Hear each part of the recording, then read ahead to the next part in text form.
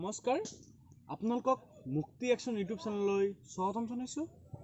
কিন্তু আপোনালোকে এতিয়ালৈকে অৱগত হৈছে যে আমাৰ মুক্তি একশন চেনেলত মানে এদিন পিছে ভিডিঅ' আহি আছিল, বাট এই দুদিন ভিডিঅ' এটাও ৰিলিজ পোৱা নাই। মই আপোনালোকক কাৰণটো জনাব বিচাৰোঁ যে ইফালে আমাৰ নতুন এটা যিটো আমাৰ কনচেপ্ট লিখা হৈছে সেট ভিডিঅ'ৰ ওপৰত কনচেপ্টটো, বাট মানে আমি শ্বুটিঙত ওলাই যোৱাৰ লগে লগে মানে হঠাৎ বৰষুণ আহি যায়।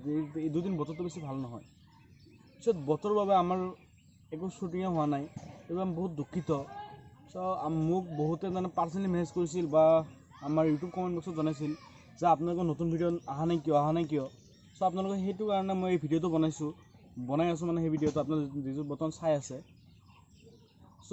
আমি নতুন যিটো কনচেপ্টটো লিখিছোঁ এইটো এটা ছঙৰ ছেট ছং হ'ব, বাট সেই ছঙৰ ভিতৰতে একশ্যনো থাকিব, লগতে ছেটো থাকিব। আৰু আপোনালোকে এই ছংটো অলপ আমি প্লে কৰি আছোঁ, গাই দিম অলপ। মন আছিল বহু দূৰণিলৈ, সপোনৰ ঘৰ সাজিম তোমাকে লৈ।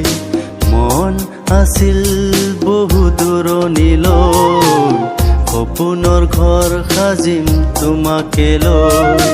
যদি আপোনালোকৰ এই ছেট ছংটো ভাল লাগিছে তেতিয়াহ'লে কমেণ্ট বক্সত যাই কমেণ্ট কৰক। যদি ভাল লাগিছে আমি এইটোৰ ওপৰত ভিডিঅ' বনাম, কনচেপ্ট লিখি আছোঁ। যদি ভাল লাগিছে আপোনালোকে যাওক আৰু আপোনালোকৰ নিজৰ মতামতটো কমেণ্ট বক্সত জনাই দিয়ক। ধন্যবাদ।